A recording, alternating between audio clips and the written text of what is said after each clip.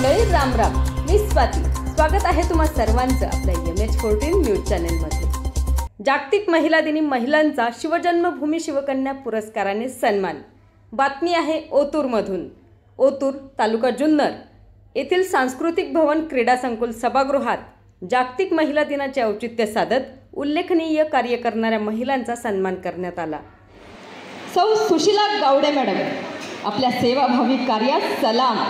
आपला जीवन प्रवास इतरांना प्रेरणादायी व ऊर्जा निर्माण करणारा आहे. म्हणून आपण आज स्वर्गीय वैभवदादा विजयराव देशमुख प्रतिष्ठानचा शिवजन्मभूमीची आदर्श माता सन्मान पुरस्कार पद्मश्री राहीबाई पोपेरे यांच्या शुभ हस्ते प्रदान करताना मनापासून आनंद होत आहे.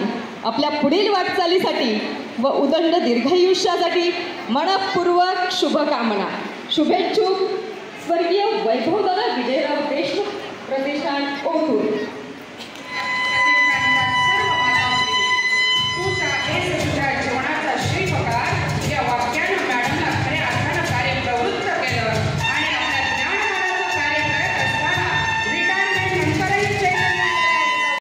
या कार्यक्रमाचे आयोजन स्वर्गीय वैभवदादा विजयराव देशमुख प्रतिष्ठान ओतूर यांच्या वतीने करण्यात आले होते.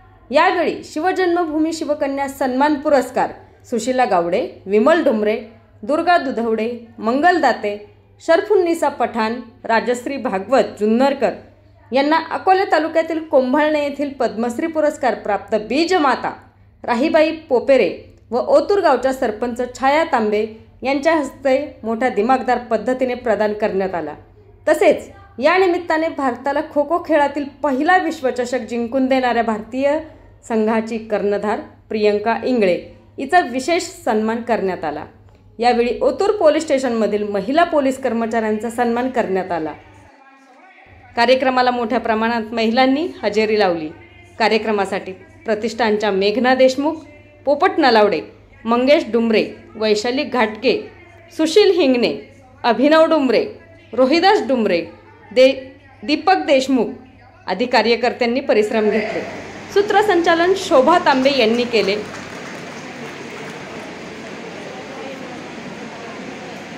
धनश्री तांबे सर यांना या ठिकाणी सन्मानित केले जाते. पुढील सन्मान होतोय सन्माननीय रामदासजी डामसे साहेब, जगप्रसिद्ध शास्त्रज्ञ म्हणून खऱ्या शिक्षण घेतलं. गाडगे बाबांच्या मंदिरात बसून ज्यांनी पुस्तकांचा अभ्यास केला त्यांचा या ठिकाणी सन्मान होतोय.